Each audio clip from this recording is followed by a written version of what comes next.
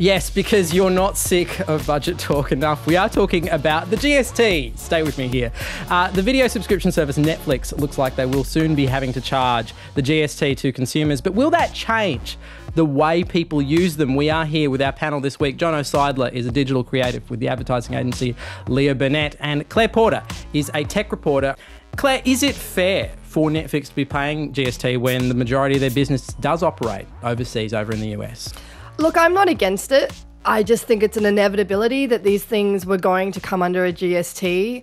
But I think if we're going to start putting GSTs on digital goods and services, then tech giants like Apple, Google and Microsoft also ought to be forced to pay their fair share of tax in Australia. I just don't know how you can do one without approaching the other. Well, this certainly seems easier than that. You slice 10% off and then it goes straight to the States, you're sold. Where does that, straight to the States? I don't know that. I just made that out. Are we making like awesome parks that are made out of Netflix money or something? A kid's going to have like merry-go-rounds or something? Well, Orange is the new park. Yeah, exactly. I just like... House of Parks. It's so abstract when people say that. It's just like, oh, we're going to earn $350 million that's going to go... I don't understand that. What I found really interesting about... I think it's called the Dirty 30 is what they were calling the different apps and sets. I read this multiple times. I feel like you made that up. I did not make it up. It was in the Oz, I think. So I think that goes across like Uber and everything else. And what I find interesting about some of those apps, I guess, is like things like Uber and UberX specifically are technically still, like UberX is technically illegal in parts of Australia. So they're collecting tax from something that's extra legal. It's like almost doesn't really exist. I don't know. I found that quite weird and I wonder how they're going to be justifying that when it gets down to it. Let's step away from the exciting world of tax for a second. I'm actually amazed that Radio National doesn't have a whole show dedicated to tax, given how exciting it is.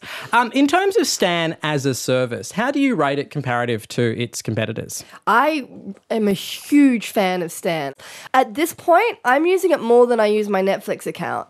You're so going to get a T-shirt in the mail that's bright blue and it says, I'm a fan of Stan. I wasn't expecting to be, but its catalogue is really competitive. I just think that it hasn't been around for as long as Netflix and it hasn't had the market exposure that Netflix has. Well, they reckon the brand awareness for Netflix is about 35% of Australia, and I think for Stan it's only like 23. It's not that much lower. I think the brand exposure has been quite good. How do you rate it as a service?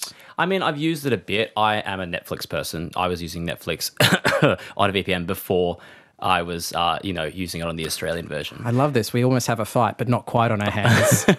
It's not really a fight. I mean, the problem obviously comes down to catalogs. You've talked about this on the show before. Everybody's going to take their little piece and you'll probably end up having multiple services that you sign up for, which will eventually amount to a similar subscription fee to Foxtel. When you get down to it, you'll have this and that and Spotify and, and Stan and everything else. And, to get all the shows that you want, you're going to have to sign up for a number of these if you are a seriously avid TV watcher. I'm not. I kind of go on, I go, oh, look, Daredevil started, and I start watching it. So and then you don't stop for a week. Yeah. But I don't go, I'm not across everything, and I don't try to be. So for me, that it's okay to have one, but I could see if you were interested in a lot of different shows and you wanted to keep current with what was happening in TV, then you would need multiple ones. Well, it is interesting that there was recent statistics from a budgeting app called Pocketbook that showed Netflix, which of course has only really been around since March 24, had consumed 39% of the paid video subscription market, which puts them 1% ahead of Foxtel, which means by this, I will say just this one particular metric, it would say that Netflix has now surged ahead of Foxtel as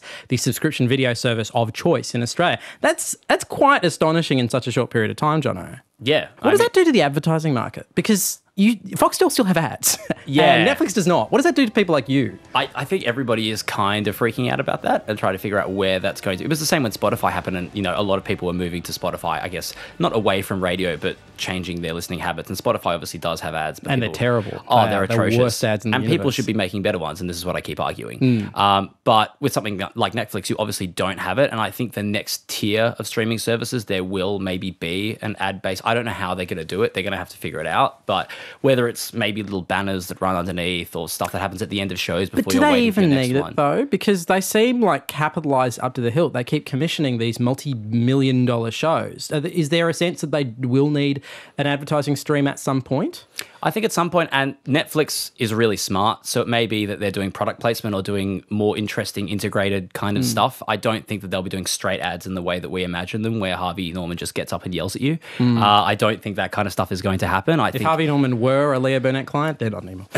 No, but if you look at examples of stuff like Rockstar Games, where they started actually putting ads inside Grand Theft Auto 5, and people could custom make their own ads, and then they could make their own videos based on the characters who were inside the show. I think that kind of playing with the format is really where something like Netflix or Stan or whatever it is will succeed, because I don't really think it's going to happen in the traditional format. All right, we'd love to know, what is the content you would most like from a subscription service? Is it journalism? Is it drama? Is it comedy? What's the sort of stuff you want? You can let us know in the comment section down below. Very excited to hear your responses. Big thanks to our panel. Tell us what you want down in the comments now.